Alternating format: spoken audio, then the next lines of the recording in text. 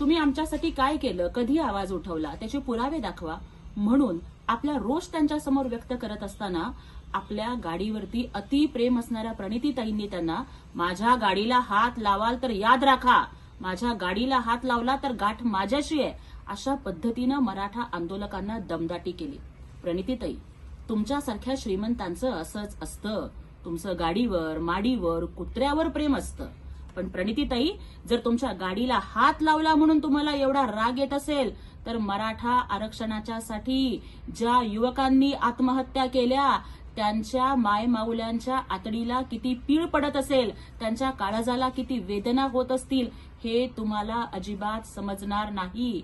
ज्या वेळेस मराठा आंदोलक तुमच्या घरी सुद्धा आले होते तेव्हाही तुम्ही त्यांना माझ्याच घरी का आलात अशा पद्धतीनं अपमानास्पद आणि अरेरावीची भाषा वापरली होती.